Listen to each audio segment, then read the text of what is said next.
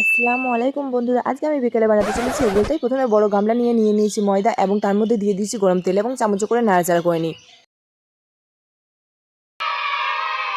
গরম তেলটা চামচে করে মিক্স হয়ে যাওয়ার পরে হাতে করে ভালো করে মিক্স করে নিই। তারপরে মনে পড়ে আমি তো নুন দিতেই ভুলে গিয়েছি। তারপরে আবার দিয়ে দিই পরিমাণ মতো নুন। তারপরে আবার ভালো করে মিক্স করে নিই। মিক্স করার পরে হাতে করে ধরে দেখি যে না, হয়ে গিয়েছে এটা ভালো করে মিক্স করা। তারপরে দিয়ে দিই পানি দেওয়ার পরে ভালো করে ছেনে নিই এবং ছানা দেওয়ার পরে করে নিই পেঁয়াজ কুচি, শসা কুচি এবং গাজর কুচি। তো এগুলো হয়ে যাওয়ার পরে আমি পিড়ে বেলুন নিয়ে সুন্দরভাবে আটার গোলাটাকে 4 ভাগে ভাগ করে নিই এবং 4 ভাগে ভাগ করার পরে আমি সুন্দরভাবে রুটি বেলে নিই।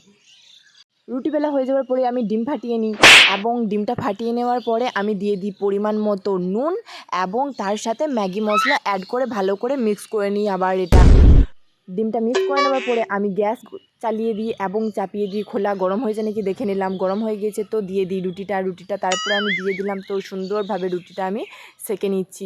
এইভাবে সব রুটিগুলো সেঁকা হয়ে গেল। তারপরে ওই খোলাতেই আমি দিয়ে দিচ্ছি তেল দেওয়ার পরে আমি দিয়ে দিলাম ডিমটা দেওয়ার সাথে সাথেই কিন্তু রুটিটা দিয়ে দিয়েছি, কারণ তাহলে ভালো করে দুটা জয়েন্ট হয়ে যাবে। জয়েন্ট না হলে তো হবে না, কারণ তো আমি ছেড়ে যাবে, তো ভাল লাগবে না খেতে আর দেখতেও ভাল লাগবে না। তো এইভাবে সব রুটিগুলো আমি ঝটপট সেঁকে নিলাম। সেঁকে নেওয়ার পরে একটা থালা নিলাম এবং সোজা করে হবে না তাই উল্টে নিলাম। উল্টে নেওয়ার পরে তার উপরে দিয়ে দিয়েছি কাগজটা দেওয়ার পরে আমি দিয়ে দিয়েছি এগরোলটা দেওয়ার পরে পেঁয়াজ কুচি, শসা কুচি এবং তার সাথে গাজর কুচি দিয়ে ওপরে দিয়ে দিই সসটা দেওয়ার পরে আমি সুন্দরভাবে মুড়িয়ে নিই।